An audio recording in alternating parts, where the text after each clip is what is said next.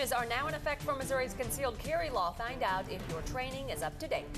Hundreds of Columbia residents travel to Joplin to give back.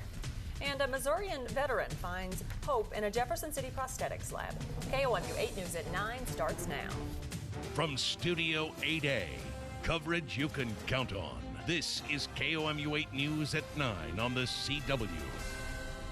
Changes to the concealed carry law went into effect today. Good evening. I'm Angie Bailey. And I'm Lindsay Cooper. There are several new changes to the law, and one gun shop owner says he thinks they're a good thing. John W. Page owns Pistols Plus in Osage Beach, and he says, in his opinion, the biggest change is the reduction in applicant eligibility age. The age has been reduced from 23 years to 21 years. Page says he thinks this change will be better for safety. I'm of the opinion that if people think there may be weapons in the area, then they're less likely to use a weapon. Another change requires those training for their CCW permit to qualify with both a pistol and a revolver. Also, the law now makes providing false information to the sheriff about past training information a Class C misdemeanor. Page says he believes lawmakers had a more professional attitude with the new revisions. Friends and family of Jonathan Sperling continue to search for justice. KOMU 8's Ashley Massow has the story. New York Fire Department water rescue crews found themselves working in an unusual environment today. The residential streets of Staten Island. Hurricane Irene flooded the streets of New York City. This morning, rescue teams saved 61 adults and 3 babies from 21 homes.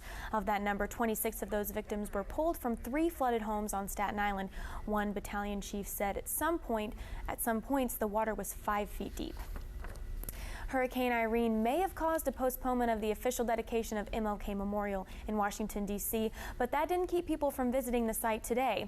Hundreds of tourists flocked to the memorial along the tidal basin to read Dr. Martin Luther King Jr.'s words carved into the walls of the memorial.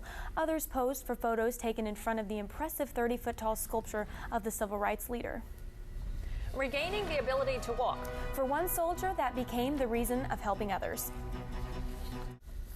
State and local law enforcement officers are searching for a 57-year-old grandfather who disappeared when he was trying to cross a river in northwest Missouri.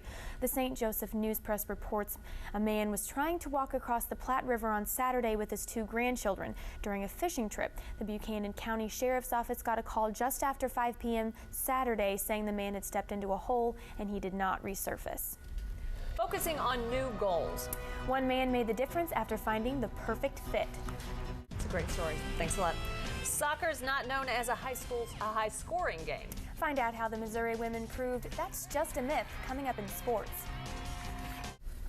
A Northwest Missouri woman is identified as the 58-year-old patient aboard a medical helicopter flight that crashed into a field northeast of Kansas City, killing 4 on Friday. Clay County officials identified her as Terry Tacarante from McFall. Tacarante was aboard a medical helicopter that picked her up in Bethany and was taking her to a hospital in the Kansas City suburb of Liberty. Here's what we're following for KOMU 8 News at 10 tonight. Hurricane Irene attacks the East Coast. But luckily, the damage was minimal. We bring you the latest from New York City.